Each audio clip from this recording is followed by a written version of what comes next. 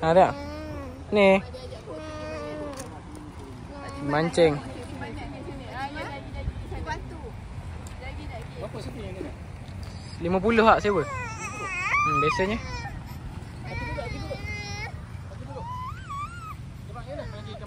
Jom.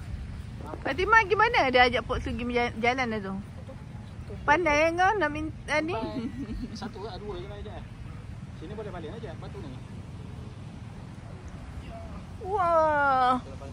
Mari ajak Pok Su tepi air. Sini. Cuma sini sampah lah, kita jangan tinggal sampah kita kan. Tapi kita tinggal orang lain.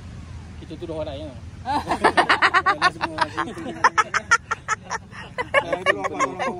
Kita tinggal kita. Sungai Lembeh ni kan. Kita siap bawa tu sampah, plastik sampah putih kan. Lalat sampah banyak kan. Terus jadi cuci pantai ni apa? Tu lah. Charity pula. Dia ibu ambil. Kembang sebelah tu. Kembang sebelah tu. Kita kat mana ni? Pantai hujung ah. Pantai Teluk Kalung kan? Ambil je. Kembang sebelah ni. Nampak? Alah Fatimah. Fatimah lakon semula. Baring. Aduh tadi dia ni kena paksa. Plastik apa tu? Tak tahu. Tik sampah kot ibu rasa. Letak situ. Bukan kan plastik kita? Bukan Plastik kita. Bukan. Ijat kereta kunci. Ibu nak ambil apa? Plastik yang ni. Oh dah bangun lupa. Oh ibu nak ambil kipas.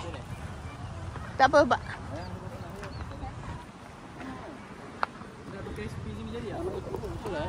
Tadi pergi tempat tak ada. Tak ada.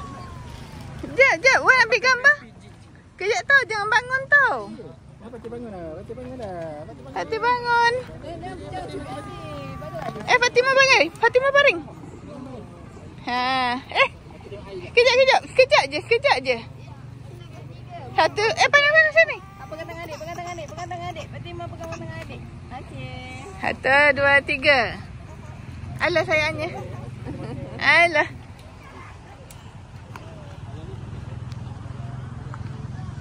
Best tempat ni. Ni pun tengah pasang Ha.